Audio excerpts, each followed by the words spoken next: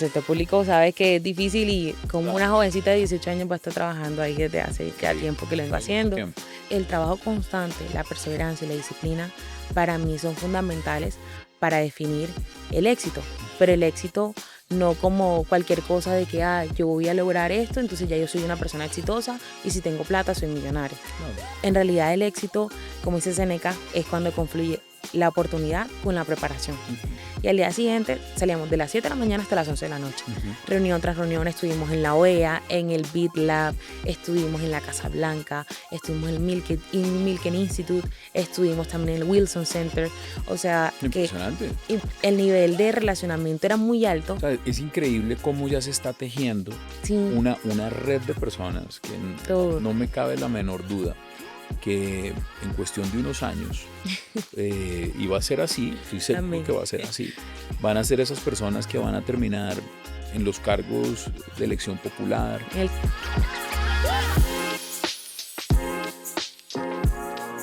María José, qué delicia tenerte en esta conversación, en este podcast de Dreamers and Makers. Muchas gracias, Hassan, por este espacio. De verdad que siempre es bueno volver a casa y estar aquí en Bogotá hace que uno cumpla la... Pues la verdad sí, esta es tu casa, ¿no? Esto se convierte en tu casa. ¿Y qué tanto estás viniendo a Bogotá? Más tiempo en Barranquilla, por supuesto. Sí, más tiempo en Barranquilla por la demanda de estudios. También pues trabajo con el tema del sector público allá. Claro. Pero cada vez que vengo a Bogotá siempre me llevo mis buenos recuerdos del proceso que vimos acá. Bueno, cuéntanos un poco de ti, digamos, quienes van a ver esta conversación, quienes dicen, bueno, ¿quién es María José Charris? Bueno, Hassan, te cuento, María José Charris es una joven barranquillera de 21 años de edad, aunque no parezca. Esa es la última pregunta que siempre dejo que me hagan, porque bueno, el sector público sabe que es difícil y como una jovencita de 18 años va a estar trabajando ahí desde hace ya tiempo que lo vengo haciendo.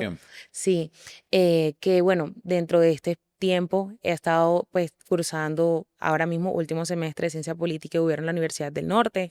Es investigadora. Universidad del Norte, ¿no? Sí. Investigadora IDEPI, que es el Instituto de Desarrollo Político Económico del Caribe que tiene la universidad, consejera juventud, dentro de ese ¿A qué horas primer has grupo. hecho todo eso? ¿Desde cuándo tienes esa vena? Bueno, Hassan, te cuento que esa vena nace desde que tengo memoria, desde los 7 años. Una vez que fui a visitar el trabajo de mi mamá, porque siempre me acostumbraba a acompañarlos a ellos a trabajar. Entonces yo era la que hacía el archivo de mi mamá y mi papá. Claro. Mi mamá es secretaria de Educación y mi papá Hacienda. Okay. En la alcaldía de Barranquilla. Y yendo una vez al trabajo de mi mamá, me preguntan, María José, ¿qué quieres hacer cuando sea grande? Y yo respondí, presidenta. Bueno, eso está muy bien.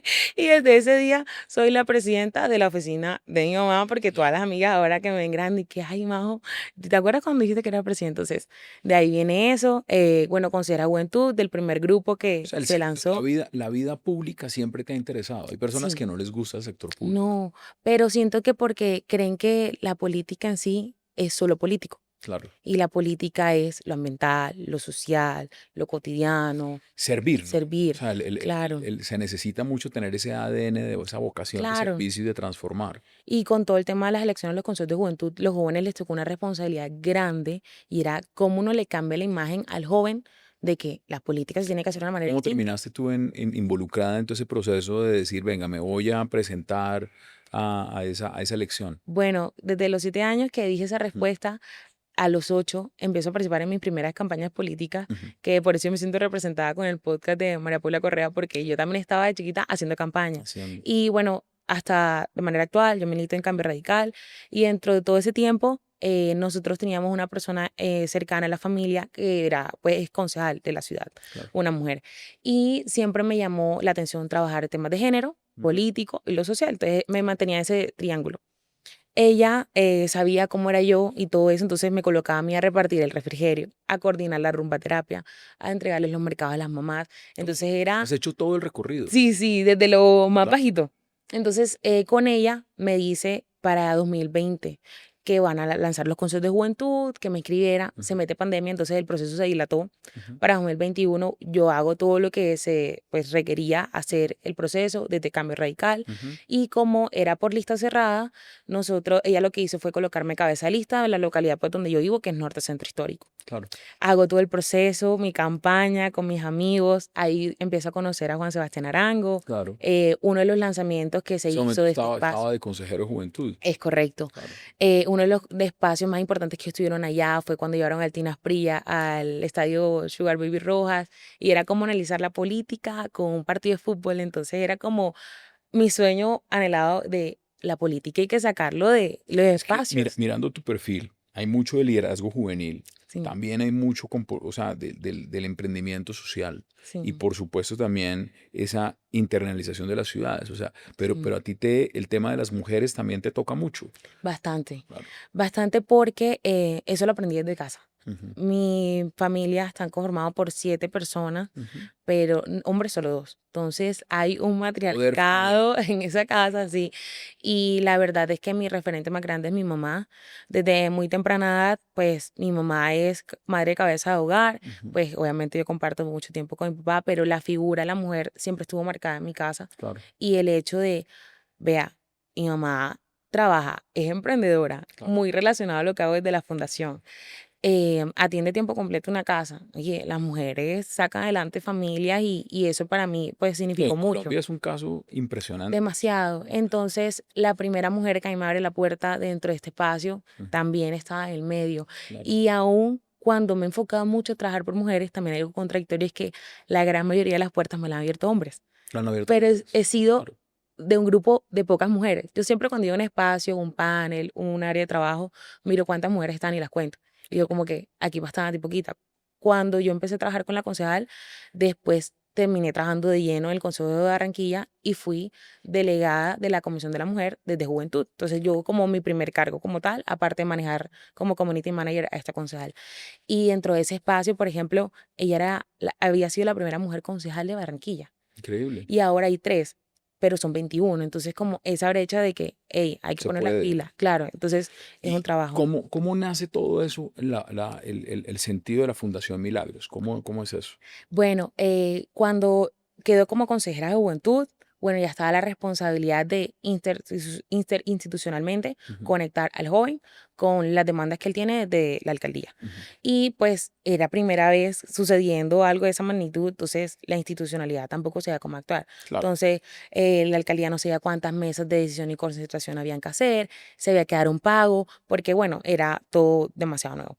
A su vez, viendo todo el tema de la coyuntura que existía, yo decía, si yo me enfoco netamente a lo político, siento que eso también a veces va a cansar. Claro. Y desde temprana edad no quiero como sentir que voy a dedicarme toda la vida a esto, sino hay que también mirar las otras opciones.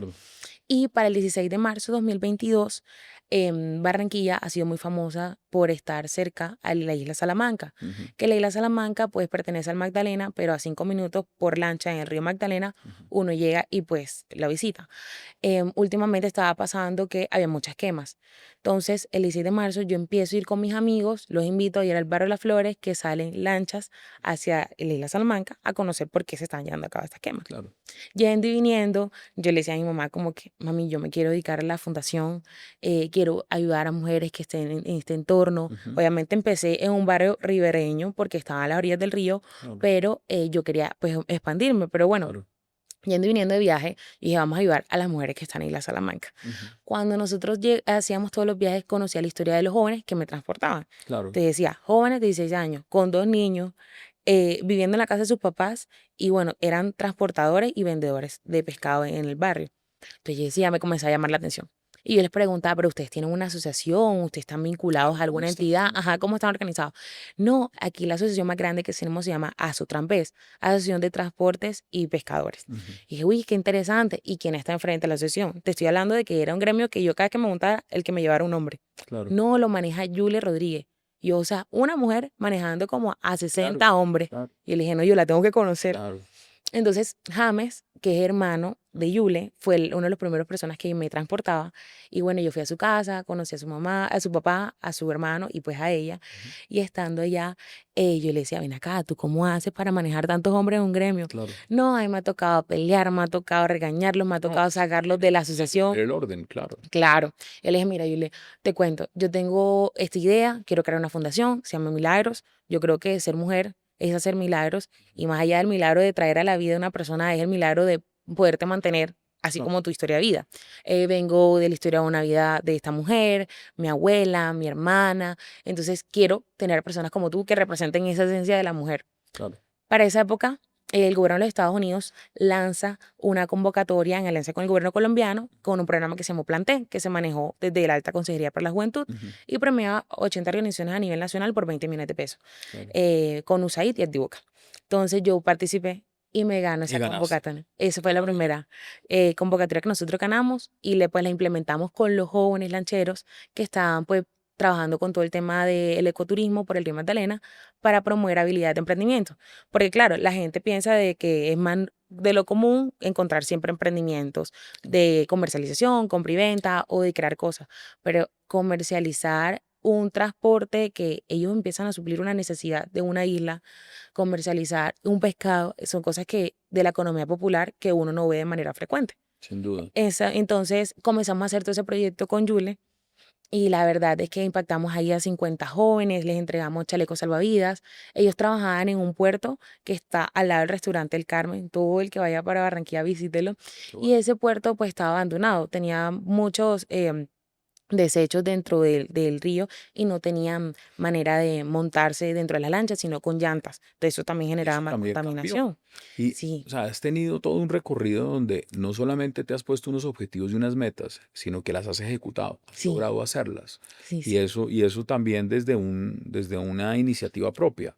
Porque uno pues al final, muchos jóvenes tienen esas ideas de proyectos, pero se quedan en eso, se quedan en ideas, no, al final no se ejecutan. Creo que gran parte del proceso que has tenido es que quien vea esta conversación dirá, oiga, ¿yo por qué no estoy ejecutando lo que tenía en mente? ¿En qué momento todo esto converge ya con la fundación, con innovación y desarrollo, con Dreamers and Makers? ¿En qué momento se encuentran esos dos mundos? Bueno, para llevarte a esa, a esa realidad, a esa actualidad, nosotros para 2021 nos ganamos la convocatoria.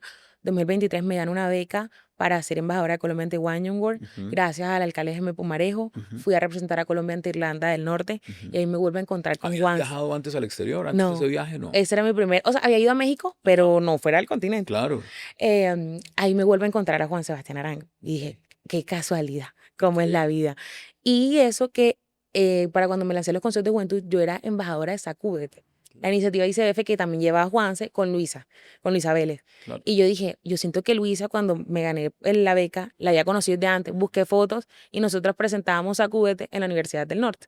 Entonces, como que siempre nos encontramos. Y también en ese viaje estaba la doctora María Juliana. Entonces, Juanse me la presentó. Y Juanse me dice, Majo, estando en Irlanda, en el primer día del evento, Majo, nosotros vamos a lanzar una fundación, va a estar bacanísimo, vamos a hacer muchas cosas chéveres, estate pendiente a mis redes. Pero para ese momento no había ni Instagram, no había de qué se iba a enfocar, siendo una beca. Creado toda la estructura. Y pues como María Juliana es la embajadora de la red de primeras damas, entonces había como muchos temas que se podían manejar.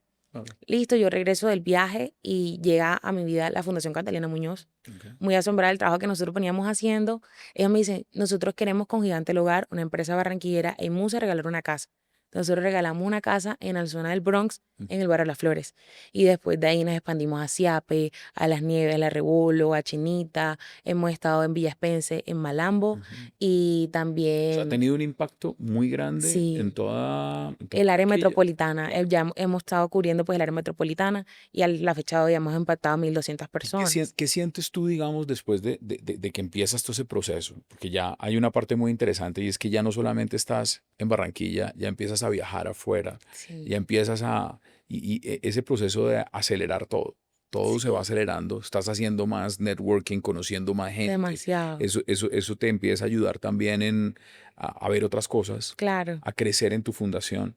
¿Cómo fue esa parte? Sí, esa transición fue muy fuerte, pero para el tema del desarrollo, como si yo quiero estar en estos espacios, requiero tener las habilidades que me permitan posicionarme. Entonces, empezaba con la tarjetita de presentación, empezaba que el QR, el LinkedIn. El LinkedIn, eso lo aprendí desde hace como 3, 4 años y eso para mí es la plataforma idónea para el relacionamiento. Claro. Realmente es un mundo donde nativos digitales, todo está metido ahí. Claro, entonces me pasó que después que nosotros entramos en la casa, enseguida de 2024, yo veo el Instagram de Juanse y decía, no, abrimos la Fundación Innovación para el Desarrollo, vamos a estar por todos los departamentos, joven, piloso, de tal edad a tal edad pueden participar. Y dije, oye, qué bacanísimo. Para ese momento, casi nadie sabía que el presidente otra vez estaba al ruedo, estaba con su esposa y que estaba creando una fundación. Claro. Y yo no sabía quién se estaba inscribiendo del país al primer programa que ellos crearon, que fue Dreamers and Makers.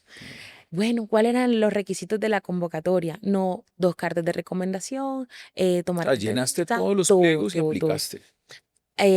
Bueno, las cartas de recomendación, mis lugares anteriores de trabajo, el delegado de Colombia ante Washington, Daniel Zapata, que también es muy amigo de Juanse, y bueno, hice todo mi proceso. Para ese momento yo no sabía quiénes iban a estar, o sea, mucha incertidumbre.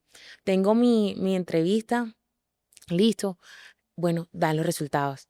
Pasé la primera fase, los 150, y llegó el primer bootcamp. El primer bootcamp, tampoco sin conocer a nadie que estaba. Y cuando iba acá, precisamente me encontré con un amigo que le había pasado también en la beca de Washington y había estado conmigo en Belfast, y también estaba acá con los Dreamers and Makers. Sí, increíble. Y coincidencia. Una amiga que también pues había pasado y muchos amigos más, o sea, de Barranquilla éramos como 6 y todos nos conocíamos. O sea, es increíble cómo ya se está tejiendo una red de personas que no me cabe la menor duda que en cuestión de unos años y va a ser así, estoy seguro que va a ser así, van a ser esas personas que van a terminar en los cargos de elección popular. El relevo generacional el que le llaman. Generacional, ocupando a nivel de organizaciones no gubernamentales, de gobierno, de empresas, de diplomacia. Entonces, y se va construyendo desde muy joven. O sea, son personas que le van a llevar mucha ventaja a otros porque ya tienen un recorrido muy No, y yo los admiro demasiado. Cada uno tiene un enfoque distinto de su área de trabajo, pero todos empezamos juntos. Entonces éramos el combo del Atlántico. Entonces todos los Dreamers and Makers querían que estar con nosotros porque saben que el costeño, por ley, desordenado.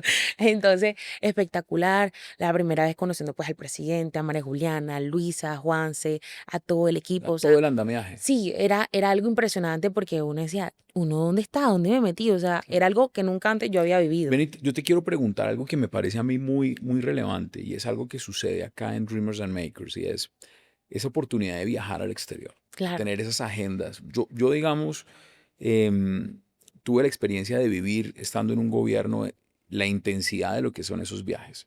Por supuesto, pues es distinto, pero yo sí quiero que nos cuentes esa experiencia. O sea, tú tuviste la oportunidad de ir a Washington, de ir a Nueva York con la fundación, con Dreamers and Makers. ¿Cómo fue eso? O sea, esa experiencia, ¿cómo la viviste? Sí, bueno, te cuento que después de ese bootcamp tuvimos 2 más. El último fue en Tenjo y después ya venía la segunda fase. Bueno, ¿quién pasa? ¿Quién no pasa?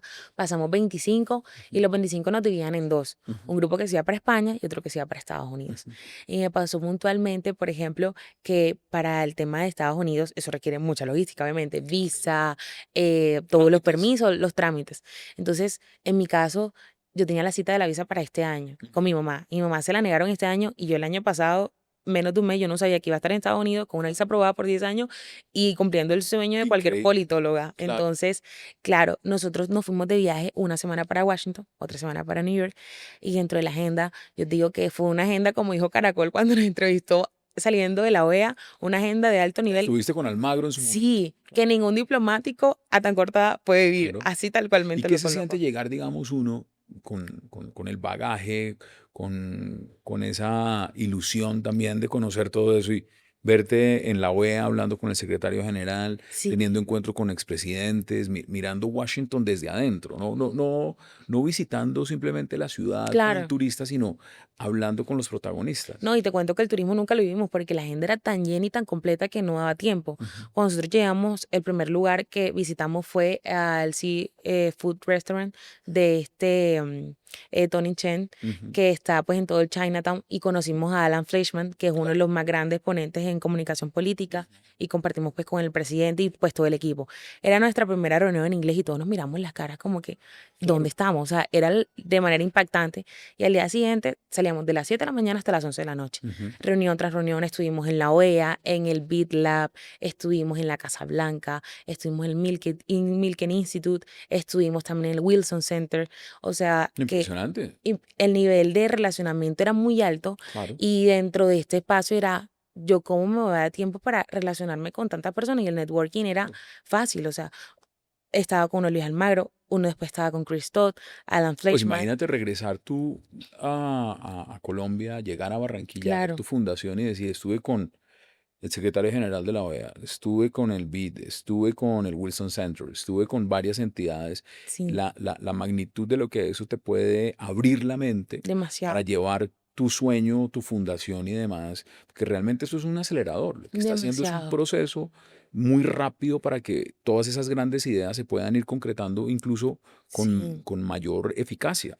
Y, por ejemplo, me llamó mucho la atención, era que nosotros éramos obviamente los más pequeños dentro de todos los espacios, es más, las primeras veces de estas empresas u organizaciones recibiendo jóvenes, pero siempre la altura, nivel, respetados, manteníamos todo el tema de organización, los horarios, hay que llegar a tal hora, eran muy estructurados y organizados. Claro, porque allá las agendas son muy estrictas. Sí. Tienes un compromiso a tal hora, tienes un compromiso a tal hora y ellos sacan el espacio para poder, demasiado. Y hasta en los pequeños momentos del almuerzo, o sea, hasta el minuto más pequeño se aprovechaba. Entonces la reunión era con tal persona, la cena era con tal persona. Entonces como que, claro, uno el chip le cambia, entonces todo el tiempo está en función del trabajo y en ver también cómo yo le llevo oportunidades. Sí, así literalmente son los viajes de gobierno. Claro. Los viajes de gobierno son exactamente así. Son reuniones tras reuniones tras reuniones donde se empiezan a concretar cosas de agenda de gobierno. Entonces, si uno tiene la posibilidad y la experiencia de empezar a vivir eso desde tan joven, ya tiene una percepción muy distinta de cómo funcionan los distintos gobiernos. Claro, y nosotros estábamos en el Centro de Operación Político Mundial. Entonces, para ese momento era de cómo también Colombia está creando una nueva oportunidad para todos los jóvenes que no están ahí en esos momentos. Y de ahí te fuiste luego, se fueron a Nueva York. Sí, entonces fue muy interesante porque una de nuestras primeras reuniones fue con Nick y George Logothetis, que pues son los hermanos fundadores de Concordia y Libra, y ellos después nos los volvimos a encontrar en Estados Unidos dentro del Concordia. Claro. Que aparte Concordia se hace de manera simultánea a la Semana de las Naciones Unidas. Entonces, Nueva York estaba lleno de que tú pisabas el Central Park y estaba el presidente corriendo a las 5 de la mañana. Claro. O sea, era un entorno espectacular que nos pasó que dentro de los eventos que tuvimos en Concordia, tuvimos el primer foro de jóvenes creado por Libra. Entonces, Libra era la primera vez llevando a jóvenes como tal de lleno, había muchos, y nos hicieron un espacio. Y en esa reunión que estaba alrededor de 5 minutos caminando, nosotros también íbamos tarde porque teníamos reunión, aparte de estar en todos los paneles, en los break, en los pequeños breaks que nos creaban, teníamos reuniones con algunos funcionarios de gobierno, con jóvenes de todas partes del mundo. Entonces teníamos una reunión en esos break y salimos corriendo para allá. Y cuando vamos corriendo nos encontramos con Alan Fleischman, el que nos reunimos por primera vez en Washington. Increíble. Entonces, porque todos estaban corriendo. Y la verdad que el foro también fue súper nutrido, lo dirigió Juanse, nos representó Julieta. Y dentro de ese espacio uno se da cuenta de que siempre hay jóvenes trabajando por mejorar, por promover. ¿Qué le dirías tú después de ver toda esta coyuntura, de ver tu recorrido, de ver lo que te ha tocado, lo que has luchado, lo que has aprendido, la gente que has conocido? ¿Qué le dices tú a los jóvenes? A los jóvenes, digamos, en Colombia, no importa dónde estén, no importa en qué zona del país se encuentran, que tienen esos sueños, que tienen esas aspiraciones. ¿Qué mensaje les das? A una gran persona, un gran mentor, al expresidente Iván Duque, le aprendí una frase y fue que el éxito solo va antes que el trabajo en el diccionario. Y esa frase para mí me marcó desde el año pasado, porque darse cuenta de que si uno conecta los puntos y logros del pasado, le dan a mostrar que el camino que uno tiene te va llevando a eso. Entonces, el trabajo constante, la perseverancia y la disciplina para mí son fundamentales para definir el éxito, pero el éxito no como cualquier cosa de que yo voy a lograr esto, entonces ya yo soy una persona exitosa y si tengo plata soy millonaria. En realidad el éxito, como dice Seneca, es cuando confluye la oportunidad con la preparación. Y uno se tiene que preparar bastante. Hay gente que le llega la oportunidad, pero no están preparados. No están preparados.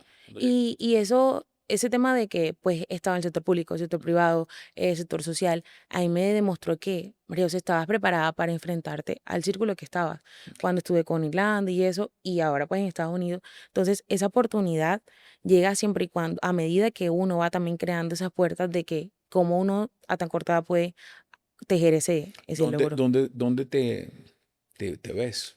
¿Qué te gustaría hacer? Estás muy joven, tienes todo un camino por delante, pero si tuvieras que pensar no en el largo plazo, sigues con la idea cuando dijiste de niña quiero ser presidente. Imagínate, ese es el apodo de todos mis amigos de presidente. Sabes que yo conozco dos mujeres que me han impactado mucho. Una trabajó conmigo en el gobierno y le pasó exactamente lo mismo que a ti. Desde niña dijo, yo quiero ser presidente. Y se están formando en esa experiencia de yo quiero ser presidente. A mí me parece fascinante porque Colombia necesita en algún momento tener una mujer presidenta. Claro. Y estoy seguro que hay muchas personas, mujeres jóvenes, que tienen ese sueño, que seguramente unas generaciones atrás decirlo era impensable. Sí, total, y lógico. Pero hoy en día eso es absolutamente viable. Sí. Y sería increíble. Sí, la verdad es que esa de mis mejores preguntas que siempre me hago de manera constante. Yo soy muy planificada y siempre como de manera anual a mi vision board. Entonces como que coloco la imagen que quiero, me proyecto. Y este año pues la fundación me dio un giro 360 grados, ha crecido muchísimo. Claro. Y el sector público también ha estado pegado a mí. Entonces como trabajo, pero también mantengo lo de la fundación y sigo con la universidad. Claro. Entonces, el tema de horario es difícil, pero a largo plazo yo si me misiono en el sector público, creo que está muchas veces no bien direccionado, porque entonces la hora y las elecciones de los consejos de juventud fue una muestra de eso, la poca participación, el tarjetón electoral, los escrutinios, o sea, todas esas cosas, hay que empezar a cambiar el chip. Y, por ejemplo, Barranquilla es un ejemplo de eso. Ahora mismo el consejo está conformado alrededor del 60% de jóvenes. Claro. Entonces, sí hay una transición generacional y yo quiero apostarle a acelerar ese proceso. Entonces, yo creo que no solamente es de qué manera uno crea la oportunidad, sino también cómo uno obliga a la institución a abrir esos espacios de diálogo y también en temas enfocados en género, que eso para mí siempre ha sido fundamental. No es de la competencia de que hay una mujer tiene que estar en el espacio primero que el hombre, no, es que vamos a sentarnos los dos, creamos y que el enlace sea bueno, porque lo que te mencionaba, las primeras puertas siempre me las han dado hombres que te la hora y admiro y me han crecido de manera pues exponencial. Y sí me visiono como concejal, me gustaría hacer esa mi primera carrera. Claro, hacer Claro. todo el proceso en el sector público. Claro, y sin dejar de lado la fundación, que para mí esa construcción social y política tiene que ir de la mano, porque entonces vamos a estar creando programas, políticas públicas, proyectos de ley desconectados de la realidad y no como un complicado. Que eso al final es lo que te va a permitir también seguir creciendo, transformando y por supuesto materializando muchos de los sueños y aspiraciones que tienes. Sí. Pues María José, eso es lo que queríamos. Queríamos realmente conocerte más, contar tu historia, porque detrás de este podcast y detrás de estas entrevistas, de este diálogo, de estas conversaciones, lo que estamos viendo es un modelo de transformación impresionante. O sea, muchos jóvenes en distintas partes del territorio, en Colombia, haciendo transformación social, haciendo inclusión, haciendo realmente un acelerador de cambios. Sí. Y es impresionante porque hay un liderazgo en la juventud en Colombia transformador. Sí. Y eso vale la pena resaltarlo. No, y te cuento algo que si bien en Colombia hay muchos jóvenes que lo están liderando de manera regional, el tema pues del centralismo afecta mucho a las regiones. Barranquilla ahora mismo es una ciudad que está dando la parada con el desarrollo, innovación social y todo, pero dentro de los barrios hay muchas veces que la propuesta institucional no llega. Entonces también uno como organización entra a reemplazar o entra a ser un aliado para ello. Me pasó puntualmente que, bueno, como sabes, trabajo con todo el tema de género, de mujer. Tengo una fundación Milagros, que con ellos trabajamos todo el tema del acompañamiento socioemocional y económico para madres cabezas de hogar desde los 16 a los 50 años de edad, estrato 1 y 2, en la área metropolitana de Barranquilla. Espectacular. Y dentro de ese grupo de madres nos dimos cuenta que había que crear un proceso de aprendizaje fácil y rápido, porque son 16 años con 2 niños, migrantes, también víctimas del desplazamiento forzado, para que ellas pudieran tener un ingreso económico. Porque claro, no se terminaba el colegio, no había universidad, no había empleo. Entonces, nosotros siempre hemos trabajado bajo una premisa que es 1 de cada 10 mujeres en Barranquilla cuenta con un emprendimiento propio. De resto están desempleadas o en la informalidad. Increíble. Aparte que en Barranquilla es la primera ciudad en Colombia, según el DANE, en informalidad. Entonces, la apuesta y el desafío es mayor grande. Entonces, nosotros empezamos a trabajar hace 3 años con todo este tema de ese indicador y para este año, gracias a una iniciativa que se creó en el bootcamp que tuvimos en Tenjo el año pasado. Yo lo presenté en mi pitch, el programa de Madres Milagrosas. Y hoy, pues este sábado que acaba de pasar, fue el cierre que nos estuvo acompañando Luisa Vélez. Fantástico. Entonces fue como que, oye, pasó un año, literalmente hace un año, se presentó este programa y hoy puedo decir que lo terminamos. Entonces, dentro de este grupo... Ese es un excelente ejemplo de cómo se pueden construir las cosas. Sí. Hay que verlas, pero hay que trabajarlas. Sí. Y al final se terminan ejecutando. ChangeLab, que fue la empresa que pues, nos acompañó en todo el tema de concretar las ideas puntuales por organización, estando pues el año pasado en el programa, siempre nos decía, claro, que hay que tener 3 cosas: meta, propósito y plan. Fantástico. Entonces yo le decía como el MVP, el MVP de qué necesito para estructurar y presentar ese pitch, que también lo lleva a mi barrio. Entonces, con 26 madres, las certificamos con el programa Madres Milagrosas, recibieron 3 módulos, el aprendizaje basado en problemas, que es una metodología que se creó en Estados Unidos de cómo transformar una dificultad en una oportunidad. Entonces, historias de vidas de violación, abuso, historias como la de Kimberly. Yule estuvo después de 3 años que empezó con nosotros también desde el programa. Niñas que iban con nosotros a la novena cuando mis papás estábamos chiquitos, hacíamos en los barrios, hoy también están dentro del programa, o sea, ha sido una evolución. Claro. Una evolución. Después de ese primer módulo pasamos por la banca emprendedora, que es nuestra aceleradora de emprendimiento a partir de la organización de finanzas personales. Y me pasó que una de nuestras clases virtuales con ChangeLab, yo conocí a Liz Negrete. Liz Negrete era quien se encargó de organizar nuestras finanzas en la organización. Claro. Y yo la empecé a seguir en Instagram y yo dije, algún momento yo sueño trabajar con Liz porque me hizo analizar las finanzas de una manera súper sencilla. Claro. Y cuando yo estaba buscando un mentor por cada uno de los espacios, el primero fue Blady Rodríguez, coaching motivacional, y la segunda yo dije, ¿quién busco? Yo le voy a decir a Liz. Hablé con Liz, ella es de Cartagena, y todos los sábados durante 2 meses viajaba a Barranquilla a dictarle las charlas a las mujeres. Genial, genial, porque además se permite estar cerca en Barranquilla, Cartagena, claro, hacer todo eso. Y pues el tercer módulo, que era el sistema de información para mujeres. Entonces ahí nuestros aliados de Cámara de Comercio, Alcaldía de Barranquilla, desde sus diferentes oficinas nos mostraban cuáles eran esas ferias de emprendimiento que podíamos llevar a las madres y cómo legalizar también esto, porque muchas no les dan un crédito, muchas no han podido sacar su propia casa, pero es que claro, no han creado ese círculo empresarial, al final económico. Se convierte en un ecosistema. Claro. Eso es lo que permite es hacer todo viable y posible. Y cerramos con todo el tema de manejo de redes sociales, cómo publicar, posicionar la imagen, todo el marketing digital. Pero la verdadera pregunta era, ¿dónde desarrollamos todo esto? Claro. Mi segundo mentor dentro del programa, cuando pasé a la segunda fase, fue Tito Cristian, que fue ministro de las TIC y pues exdirector de la Universidad de la CUC. Así es. Y estando pues en ese proceso, pues Tito conoció más de cerca pues porque también estaba en Barranquilla, toda la organización, y pues conectamos de una y yo le conté lo que quería hacer con la fundación y desde el día 1 me apoyó y me prestó todas las instalaciones y ahí se hizo todo el cierre. Y eso está muy relacionado con lo que hemos venido conversando, networking. Sí. Cada vez conectarse más, conocer más gente, integrarse, trabajar de la mano. Claro. Pues eso es lo que queríamos resaltar, María José. Gracias por haber estado con nosotros en esta conversación, en este podcast de Dreamers and Makers.